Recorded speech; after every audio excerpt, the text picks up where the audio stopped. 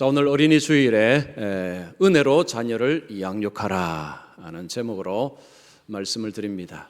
자, 여러분 한 주간 평안하셨습니까? 요즘 조금 이제 마음의 자유함, 좀 편안함이 있습니다. 지난주에도 바이러스 확진자가 10명 안팎이었고, 이제 지역사회 감염이 어떤 날은 0명 일어나지 않았기 때문에 심리적으로 좀 이런 자유함을 좀 많이 주고 있습니다.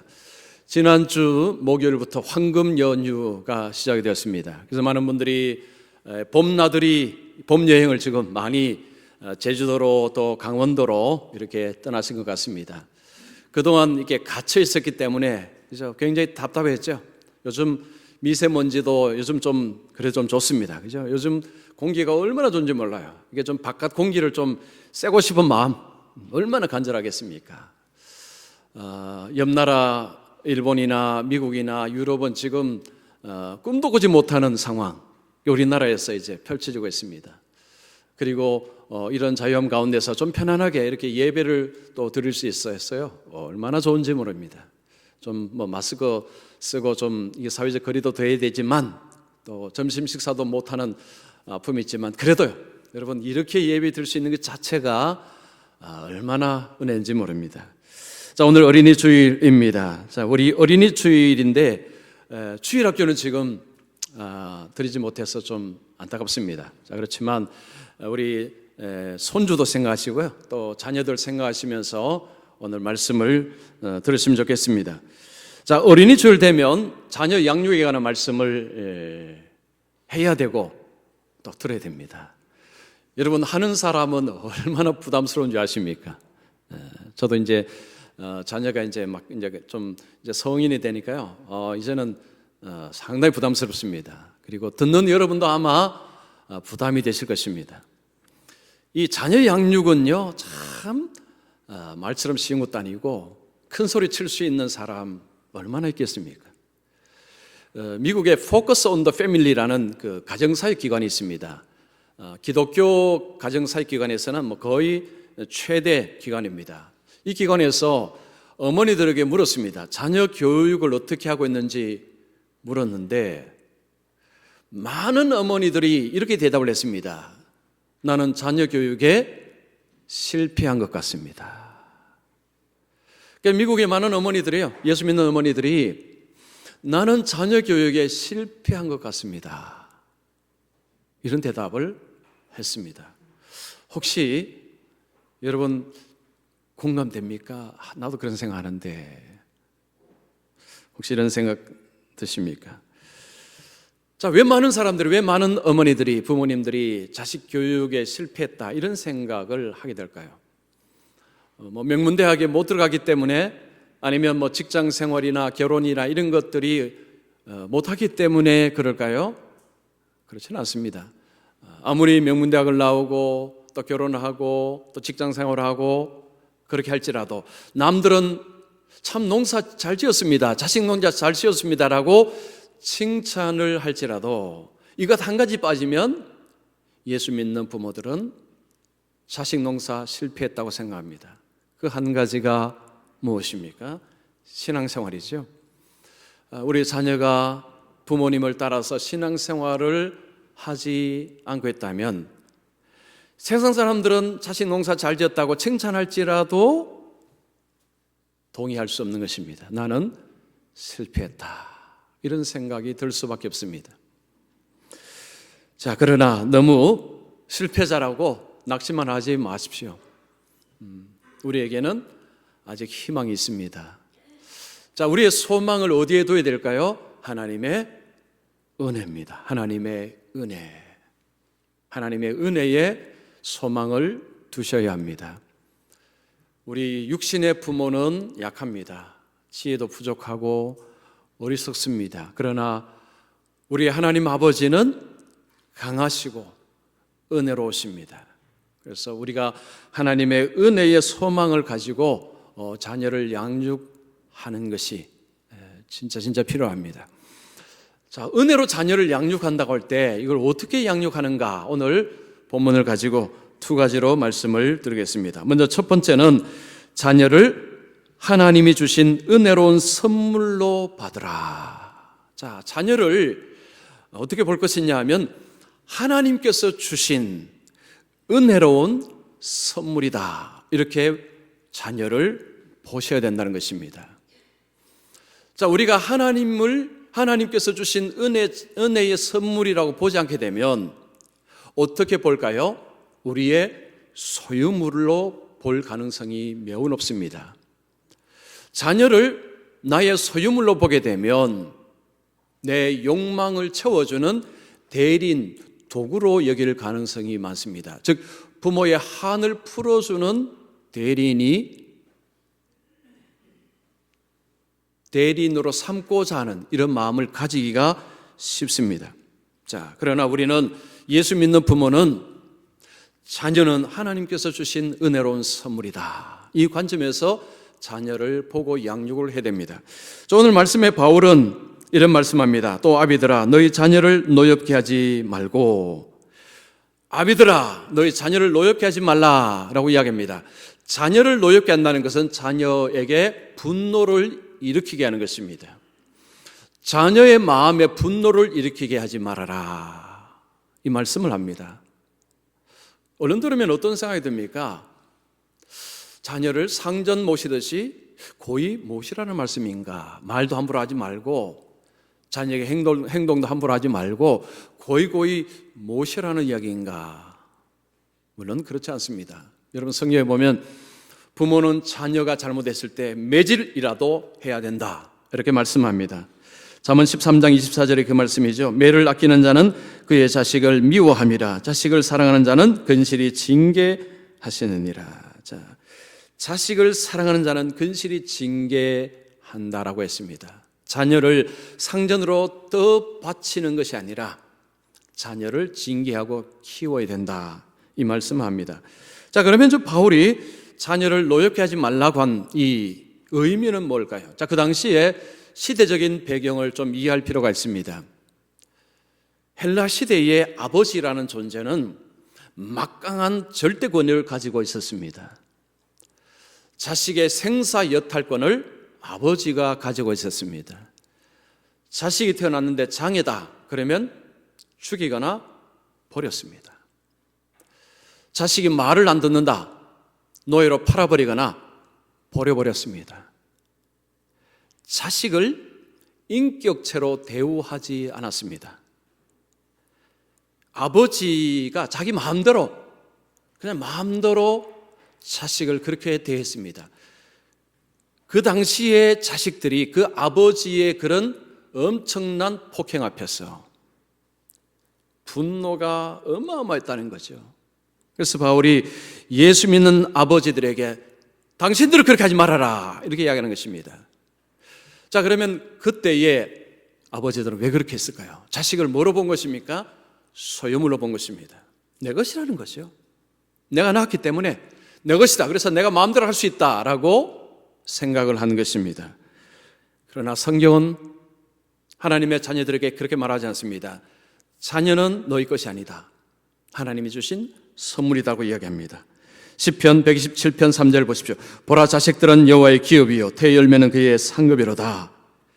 자식은 여호와의 기업이라고 이야기합니다. 여기서 기업이라는 것은 구약의 말씀을 따라가면 땅을 의미합니다. 땅. 이스라엘 백성들에게 기업을 주실 때 그 기업을 의미하는 것은 땅이었습니다. 젖과 꿀이 흐르는 가나안 땅, 이 땅이 바로 기업이었습니다. 그 땅은 이스라엘 백성들에게 주신 하나님의 은혜로운 선물이었습니다. 자식들은 여호와의 기업이라는 표현은 자식들은 하나님께서 주신 선물이다, 이런 표현입니다. 하나님께서 주셨다는 거죠. 하나님께서 주셨다는 것입니다. 이것이 핵심입니다. 남녀가 결혼을 해서 자녀를 낳습니다. 예수를 믿지 않는 남녀는 이렇게 생각하죠. 우리가 자녀를 만들었다. 자녀가 태어나기 전에 우리 한번 자녀 만들어 볼까? 뭐 이런 이야기 합니다. 여러분, 남자, 여자가 만났다고 자녀를 만들 수 있습니까? 못 만듭니다. 요즘 불임 부부가 많습니다. 만들고자 아무리 애를 써봐도 못 만듭니다. 사람은 사람을 만들 수가 없습니다. 하나님의 신비로운 창조 행위로 자녀가 태어나는 것입니다. 남녀가 결혼을 하고 그 안에서 자녀가 태어날 때 그 속에 하나님의 신비로운 창조 사역이 있는 것입니다. 자녀는 하나님께서 주신 선물입니다. 자녀를 하나님께서 주신 선물이라고 보지 않게 되면 그러면 자신의 소유물로 생각할 가능성이 많습니다. 자녀를 하나님의 은혜로운 선물이라고 보는 관점하고 그냥 소유물이다 생각하는 관점, 이 두 가지 관점은 자녀를 대하는 때 굉장히 다른 관점으로 대하게 만듭니다. 자녀를 소유물로 생각하면 부모가 원하는 대로 마음대로 할 수 있습니다. 부모의 욕망을 대리하는 자로 그렇게 만들어도 할 말이 없습니다. 그러나 하나님의 은혜로운 선물이라면 달라집니다. 하나님께서 하나님의 목적 가운데서, 하나님의 뜻 가운데서, 하나님의 계획 가운데서 하나님이 주셨다라고 생각을 하게 됩니다. 그러면 더 나아가면 이런 생각할 수 있습니다. 하나님의 목적으로 하나님의 뜻 가운데 하나님께서 주신 독특한 재능과 탤런트를 가지고 태어났다. 내 자식은 다른 집의 자식하고는 다르다. 이런 관점을 자연스럽게 갖게 되는 것입니다. 자, 이스라엘 어느 가정에서 있었던 일입니다. 어느 가정에서 초등학교에 다니는 딸이 바깥에 나갔다가 집으로 쫓아옵니다. 엄마, 내 친구 누구누구 알지? 그 친구가 시에서 주최하는 피아노 대회에 나가서 사람들에게 박수를 많이 받았대. 엄마에게 말합니다. 이 딸은 지금 그 친구가 부러운 것입니다. 이게 질투심도 있겠죠. 우리나라 엄마들이 이 이야기를 들으면 어떻게 반응을 할까요? 다는 아니겠지만 아마도 이렇게 반응을 많이 할 것입니다. 그까짓 피아노 너도 배워라. 네가 하면 그 친구보다 더 잘할 것이다. 내일 당장 피아노 학원 등록하러 가자. 여러분, 우리나라 엄마들은 이렇게 할 가능성이 참 많습니다. 이 부모의 자존심, 이 자존심이 내 아이가 남의 아이보다 못하는 것을 볼 수가 없는 거죠. 자, 그런데 이 이스라엘의 엄마는 그렇게 말하지 않았습니다. 그 딸에게 이렇게 말합니다. 너는 하모니카를 잘 불지 않느냐? 너 하모니카 갖고 와서 한번 풀어봐라. 아이가 이제 방에 가서 하모니카를 가지고 와서 엄마 앞에서 붑니다. 그러니까 엄마가 그 딸을 향해서 야, 참 우리 딸 하모니카를 참 잘하는구나 칭찬을 했습니다. 이스라엘의 부모들은 남의 자식이 뭘 한다고 내 자식도 그걸 따라해야 된다고 생각하지 않는다고 합니다. 친구 집의 자녀가 뭘 하면 내 자식도 그렇게 해야 된다고 생각하지 않는다는 거죠. 그들은 왜 그렇게 생각하느냐 하면 하나님이 내 자녀를 만드셨고 하나님은 내 자녀를 독특하게 만드셨다라고 믿고 있기 때문이었습니다.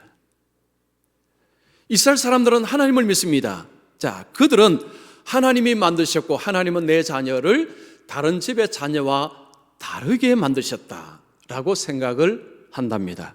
그래서 어린아이들이 공부를 못해도 그 자녀로 인해서 부모가 속상해하거나 그 자녀를 윽박지르거나 하지 않는다는 거죠.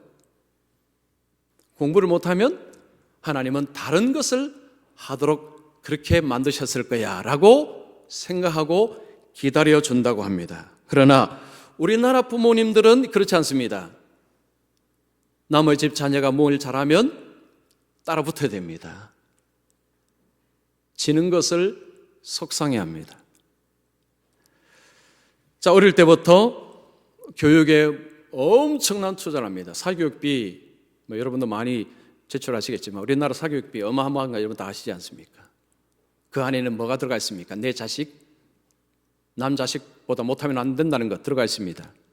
뭐 그만의 이유는 아니지만 내 자녀가 어느 학원에 가서 공부를 하게 되면요, 비싼 학원을 보내는데 같이 보내야 됩니다. 아니면 불안합니다. 불안해서 보내야 됩니다. 자, 모든 부모가 그렇지는 않지만 많은 부모가 그렇습니다. 근데 아이들이 막 힘들어하고 안 가려고 하면 엄마들이 통상 하는 이야기가 있습니다. 너 나중에 엄마한테 고마워할 거다. 좀 참아. 엄마 가라는 대로 해봐. 우리나라 엄마들이 주로 하는 이야기죠. 나중에 엄마한테 고마워할 거다. 그걸로 밀어붙입니다. 내 자녀가 다른 사람의 자녀를 뒤처지는 것에 대해서 엄청나게 힘들어하는 거죠. 그런데 여러분, 예수 믿는 부모들은 조금 여유를 가지셔야 됩니다. 물론 자녀 공부시키는 거 중요하죠. 그런데 남의 집, 친구 집 누구 비교하고 이렇게 해서 하는 것은요, 이건 참 안 좋은 것입니다. 여유를 조금은 가지십시오. 세상을 한번 보십시오. 세상은 넓고 다양한 사람들이 있습니다. 우리 부모들이 세상에서 이미 그걸 경험하지 않습니까? 세상은 너무너무 다양하고 성공하는 방식도 너무너무 다릅니다. 어떤 사람은 운동, 어떤 사람은 노래, 어떤 사람은 춤, 너무너무 다양합니다. 그런데 부모들은 자녀를 한 모습으로만 키우려고 합니다. 이 뭔가 모습이 아닙니까? 이게 모순입니다. 여러분, 예수 믿는 부모는 조금 벗어날 필요가 있습니다. 우리는 조금 더 여유를 가질 필요가 있습니다. 사람은 다 다릅니다. 10명 줄 세워놓고요, 어떤 그림 하나 보여줘도요, 똑같이 보지 않습니다. 다 나름대로 보는 관점이 다릅니다. 우리의 자녀에게 하나님이 주신 독특한 관점, 관심, 재능 있습니다. 어릴 때는 잘 안 보입니다. 씨앗처럼 숨겨져 있습니다. 어릴 때에 자녀가 가지는 관심이 조금씩 지나면서 바뀝니다. 그러니까 유태인들은요, 사람은 100번 달라진다라는 그런 속담이 있다고 합니다. 100번 달라진다. 그러니까 자라면서 계속해서 바뀌는 거죠. 그래서 우리 부모들은 이미 인생을 살았기 때문에 어릴 때 관심은 조금씩 변한다라는 것을 이미 알고 있습니다. 그 관점을 가지고 조금은 기다려줄 필요가 있습니다. 왜냐하면 이것도 좀 바뀔 것이다. 조금 참아주는 거죠. 조금 기다려주는 것입니다. 초등학교 때 공부를 좀 못하던 학생이요, 중학교 가서 공부를 잘하게 되는 경우도 있고, 심지어는 대학에 들어가서 공부를 열심히 하는 경우도 있고요, 더 심지어는 대학을 졸업해서 공부를 열심히 하는 사람도 있습니다. 다 때가 있습니다. 때가 있고요, 그리고 자식 마음대로 안 됩니다. 다 아시지 않습니까? 부모가 윽박지른다고 어디 부모 말 듣습니까? 이런 말 제가 책에서 보았습니다. 호박도요, 처음 열린 호박보다 뒤에 열린 호박이 더 맛있답니다. 뭔가 빨리빨리, 우리 한국식으로 빨리빨리 뭔가 빨리 좀 조기에 이게 위험할 수도 있고요, 조금 늦지만 조금 부모 속이 좀 탈 수도 있습니다. 그러나 조금 기다려줄 필요가 있습니다. 그때 부모가 해야 될 게 있습니다. 기도죠. 기도입니다. 하나님, 내 자녀가 공부 잘해서 남들보다 더 잘하고 1등해서 좋은 대학 들어가고 하는 기도는 하지 마시고요, 물론 이런 기도는 안 하시겠죠. 이런 기도 하기보다는 이렇게 기도하셔야 됩니다. 하나님께서 우리 자녀를 우리 집에 보내주실 때는 하나님의 뜻과 계획을 따라 보내주셨는 줄로 믿습니다. 내 자녀에게 주신 재능들, 그런 관심을 아이가 잘 활용해서 그것을 통해서 하나님의 목적을 이루고 하나님의 이름을 영화롭게 하는 삶을 사는 자가 되게 하여 주시옵소서. 여유를 가지는 거죠. 그러면서 또 자녀를 위해서 서포트하는 것은 당연히 해야 되는 것입니다. 자녀가 하나님이 주신 은혜로운 선물임을 생각한다면 여러분, 자녀를 윽박지르지 않고 자녀를 좀 여유롭게 양육할 수 있습니다. 그래서 혹시 지금 어린 자녀를 양육하고 계시다면요, 조금만 여유를 좀 더 가지십시오. 그리고 하나님께, 그 하나님 주신 재능을 좀 개발할 수 있도록 하나님의 은혜 주시기를 기도하시면서 그렇게 양육하시면 좋겠습니다. 자, 두 번째입니다. 자녀를 은혜의 복음으로 양육하라. 자, 자녀에게 은혜의 복음으로 양육해야 됩니다. 오늘 말씀에 다시 보겠습니다. 오직 주의 교훈과 훈계로 양육하라. 자, 바울은 부모에게 말합니다. 주의 교훈과 훈계로 양육하라. 이거 쉽게 말하면 이런 거죠. 주의 말씀으로 양육하라. 신구약에 이런 말씀이 같이 들어가 있습니다. 여러분, 구약의 유명한 말씀이죠. 신명기 6장 7절 말씀. 내 자녀에게 부지런히 가르치며 집에 앉았을 때에든지 길을 갈 때에든지 누워있을 때에든지 일어날 때에든지 이 말씀을 강론할 것이며, 이 말씀은 자녀들에게 부지런히 말씀을 가르쳐라. 자녀에게 부지런히 말씀을 가르쳐라. 이 말씀입니다. 자, 말씀을 가르쳐야 된다는 것 우리 예수 믿는 부모 다 잘 압니다. 근데 잘 안 되죠. 잘 안 됩니다. 뭐 저라고 매일매일 그렇게 하겠습니까? 자, 말씀을 가르쳐야 된다는 것이 힘든 이유 중에 하나가요. 나는 신학도 안 했는데 이 많은 말씀을 어떻게 가르칩니까? 라는 그런 부담이 있습니다. 창세기부터 요한계시록까지 성경은 읽고 배워보면요, 양이 정말 많다는 것을 알 수 있습니다. 그리고 쉽지 않습니다. 쉽지 않습니다.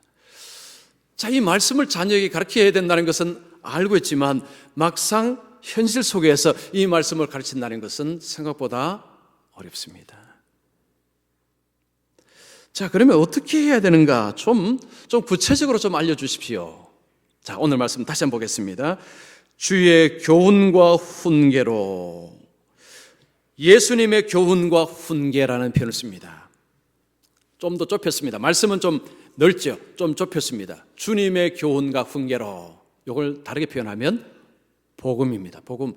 복음으로 양육하라는 것입니다. 예수님께서 사역을 시작하실 때 하나님의 복음을 전하셨습니다. 마가복음 1장 14절 보십시오. 요한이 잡힌 후 예수께서 갈릴리에 오셔서 하나님의 복음을 전파하여. 예수님께서 전하신 것은 복음이었습니다. 하나님의 복음이었습니다. 바로 이것입니다. 우리 부모가 자녀들에게 말씀을 가르칠 때에 복음을 가르쳐야 된다는 것입니다. 자, 여기서 여러분 의문이 좀 드실 것입니다. 성경을 가르치는 것이 복음 가르치는 것 아닙니까? 그런데 목사님 이야기를 듣고 보니까 성경을 가르치는 것 따로, 복음을 가르치는 것 따로 뭔가 좀 다른 것 같습니다. 이런 의문이 드실 것입니다. 맞습니다. 성경을 가르칠 때 복음을 가르치지 않을 수 있다는 거죠.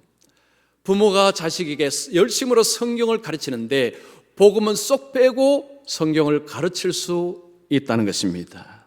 자, 특별히 우리 교사분들도 이 말씀을 좀 가슴에 깊이 담았으면 좋겠습니다. 학교에서, 교회에서 학생들에게 성경을 열심히 가르치지만 복음을 쏙 빼고 가르칠 수가 있습니다. 성경을 가르친다고요? 복음을 가르치는 것은 아닙니다. 우리가 자녀들에게 성경을 가르치되 복음을 가르쳐야 됩니다. 자, 더 헷갈리셔가지고 이게 무슨 이야기인가? 자, 좀 더 쉽게 말씀드리면요, 복음을 가르치지 않고 성경을 가르치면 우리는 자녀들에게 이런 식으로 가르치게 됩니다. 하나님의 말씀에 순종하는 착한 사람이 되어야 된다. 하나님 말씀에 순종하는 착한 사람이 되어야 된다. 그러면 복을 받는다. 이렇게 가르치는 것이 그냥 보통 가르치는 패턴입니다.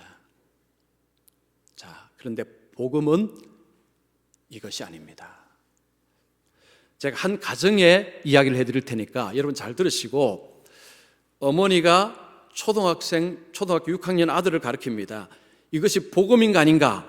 자, 한번 이걸 들어보시면 여러분이 명쾌하게 이해하실 것입니다. 자, 어느 가정에서 예수 잘 믿는 어머니가 초등학교 6학년 아들을 성경을 가르칩니다.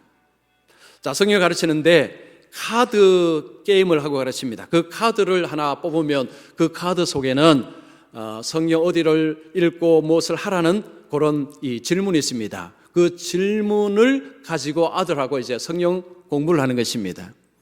아들에게 하나 뽑으라고 했습니다. 아들이 하나 딱 뽑으니까 그 안에 이런 내용이 있었습니다. 요나서를 읽고 요나서에서 배울 수 있는 교훈이 뭔지를 이야기해 보십시오. 뭐 이런 그 내용이었습니다.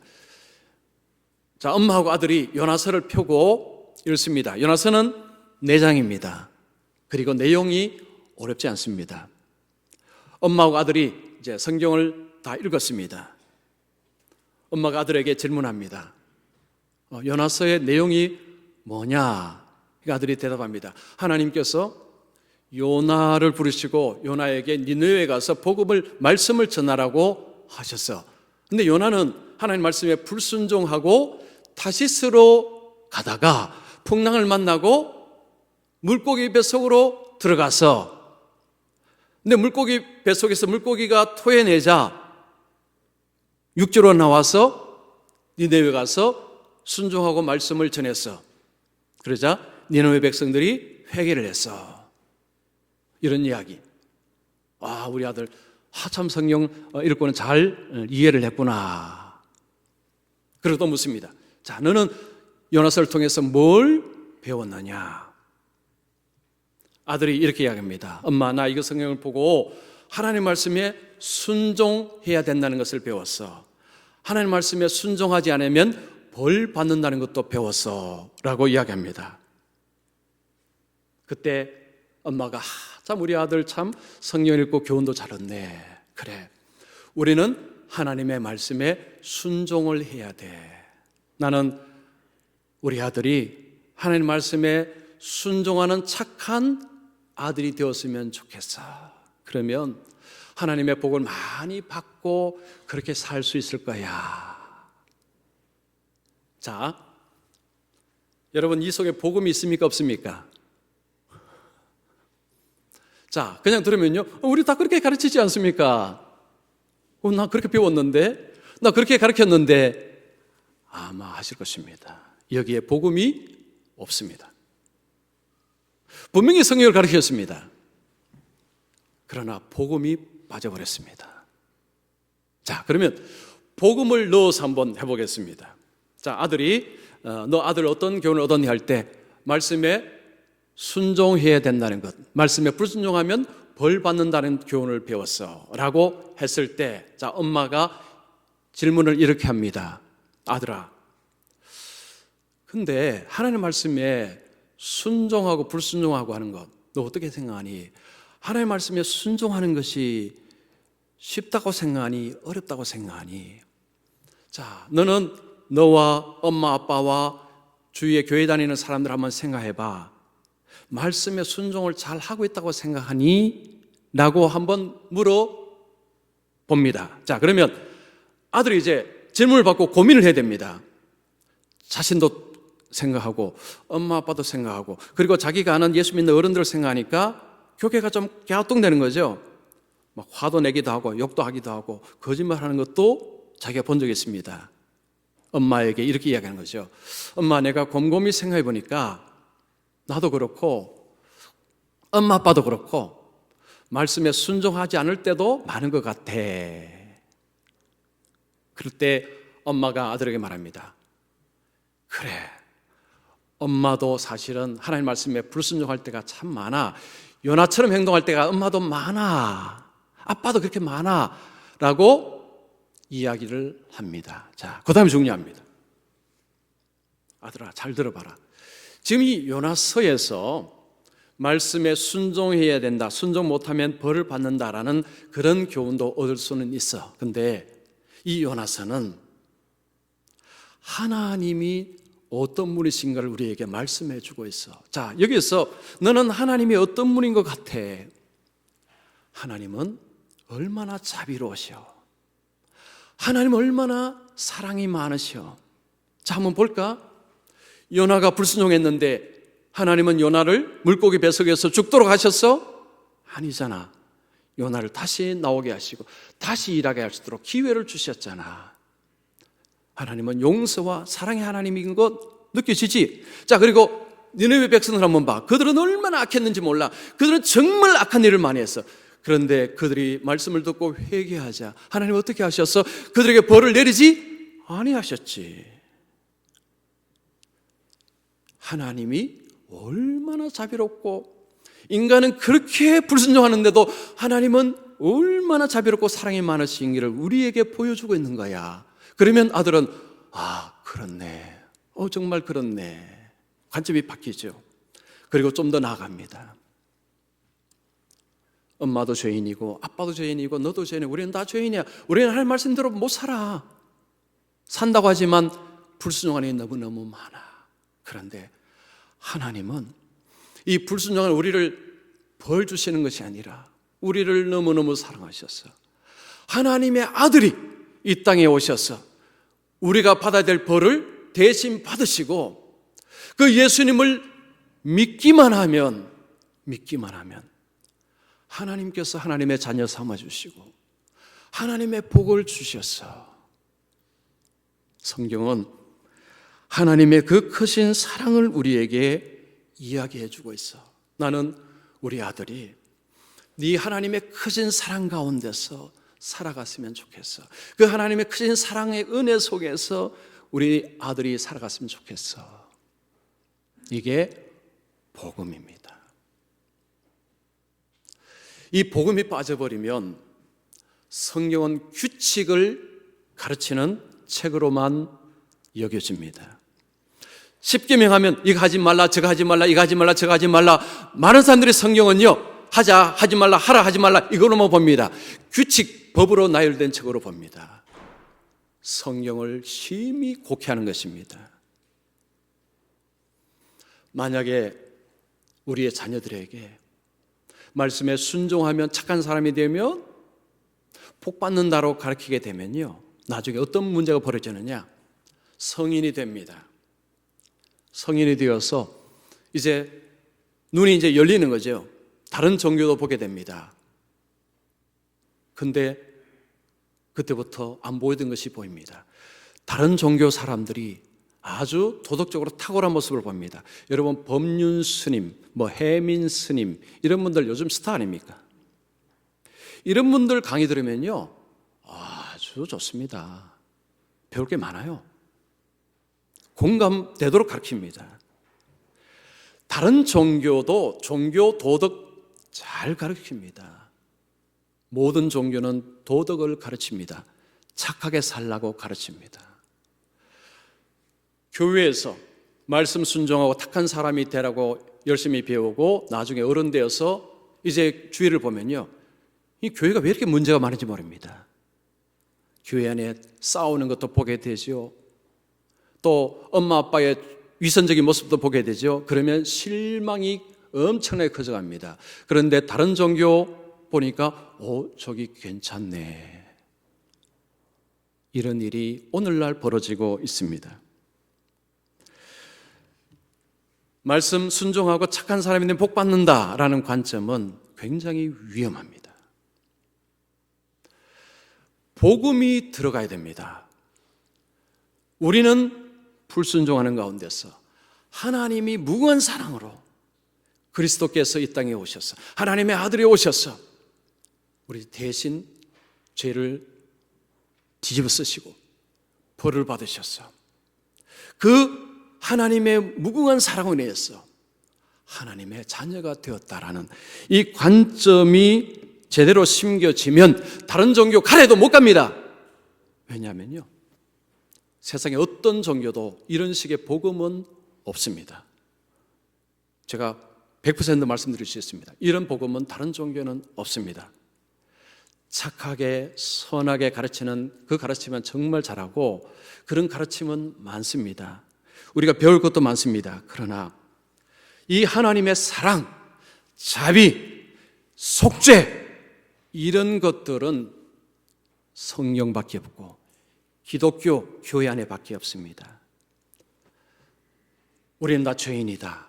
아빠도 죄인이고 엄마도 죄인이고 너도 죄인이고 우리는 다 죄인이다. 우리는 불순종한다. 우리는 문제가 너무 많아. 교회도 문제가 많아. 이런데도 하나님은 우리를 사랑하셔서 예수님이 십자가에 죽으셨다. 이 복음이 들어가야 크면서 방황할 때도 있습니다. 방황하는 거 당연하죠. 방황하지만 떠나지는 않습니다. 교회 밖으로 떠나지는 않습니다. 못 떠납니다. 떠날 수가 없어요. 알면 알수록 진리는 여기밖에 없다는 것을 알기 때문에. 하나님께서 나를 은혜로 대했다는 것, 이 복음을 부모님이 알게 되면 여러분, 우리 자녀를 복음으로 대합니다. 하나님은 우리 어떤 행동을 보고 우리를 나쁘다 선하다 판단하지 아니하셨습니다. 그런데 우리 부모들은요, 저를 포함해서 자녀를 키울 때 행동을 가지고 판단을 참 많이 합니다. 예를 들어서 어떤 나쁜 행동을 했습니다. 너 이 나쁜 행동을 하는 거 보니 넌 나쁜 자식이구나, 넌 나쁜 아들이구나, 이런 이야기 쉽게 부모 입에서 나옵니다. 행동을 근거로 너 나쁘다라고 판단을 해버리는 거죠. 그런데 하나님이 우리를 그렇게 하셨습니까? 우리 얼마나 나쁜 행동 많이 했습니까? 근데 우리의 행동을 가지고 하나님은 그렇게 하시지 않았습니다. 그래서 예수 믿는 부모는요, 이제 우리가 이렇게 해야 됩니다. 우리 자녀가 어떤 나쁜 행동을 했습니다. 이렇게 이야기하는 거죠. 너는 내 사랑하는 아들이다. 내 사랑하는 딸이다. 귀한 아들이다. 그러니까 나쁜 행동을 하면 안 된다. 이게 초점이 다르죠. 자, 복음으로 안 하게 되면요, 너 이런 행동을 했으니까 넌 나빠라고 해야 되는데, 너는 내 사랑하는 아들이고 딸이다. 그러니까 너는 이렇게 하면 안 된다라고 이야기를 하게 될 때 자녀가 받아들이는 관점은 많이 달라집니다. 우리가 하나님 앞에 순종할 때요, 여러분, 순종해서 복받고 구원받기 위해서 착한 사람이 되기 위해서 하는 겁니까? 아닙니다. 하나님이 이미 사랑과 복을 주셨기 때문에 복을 받아서 순종하는 것입니다. 여러분이 왜 순종해야 되느냐? 하나님께서 여러분들에게 복을 주셨기 때문에 순종하는 것입니다. 여러분이 순종해서 착한 사람이 되어서 구원받는 것이 아닙니다. 순서가 바뀌었습니다. 예수 그리스도 안에서 이미 하나님 우리를 받아주셨습니다. 이미 복을 주셨죠. 이 복으로 인해서 하나님의 백성이기 때문에 순종하는 것입니다. 이스라엘 백성들에게 십계명을 주셨을 때 그들이 하나님의 백성이기 때문에 십계명을 주셨습니다. 너는 내 백성이다. 그러니까 거룩하게 살아라. 이것이 십계명 주신 이유입니다. 여러분, 우리의 자녀는요, 은혜로 보지 아니하면 정말 화가 머리 끝까지 날 때가 많습니다. 속 터져서 얼마 어디 하겠습니까, 참. 그런데 하나님께서 우리에게 주신 은혜를 생각하면요, 우리 자녀를 보는 관점이 달라질 수 있는 거죠. 인간적으로 볼 때는 막 속이 터지기도 하고, 막 머리 뚜껑 열리기도 하고 막 그럴 때도 있습니다. 그때 하나님께서 나를 어떻게 보시느냐, 이걸 먼저 보고 우리 자녀를 그 은혜의 관점으로 보게 되면 다르게 볼 수 있는 거죠. 그래서 여러분, 예수 믿는다는 것은요, 이렇게 좋은 것입니다. 부모가 예수 믿는다는 게 이렇게 좋은 거예요. 자녀에게 대한 관점을 완전히 다르게 할 수 있습니다. 그리고 그 은혜로 자녀를 양육하는 그 밑에 자라는 자녀는요, 얼마나 복된지 모릅니다. 얼마나 좋겠습니까? 우리가 예수 믿는 부모는요, 예수 믿지 않는 부모하고 달라야 됩니다. 뭐가 다릅니까? 은혜라는 요소가 끼어들어옵니다. 자식을 볼 때, 와, 하나님께서 주신 은혜로운 선물이다. 하나님께서 은혜의 복음으로 자녀를 키우라고 하셨다. 이 두 가지만 생각해도 예수 믿는 부모는 예수 믿지 않는 부모와는 완전히 다른 관점에서 자녀를 바라보고 키울 수 있습니다. 그래서 어린이 주일에 저부터 저도 사실은 문제가 많습니다만은 문제 많은 아빠입니다.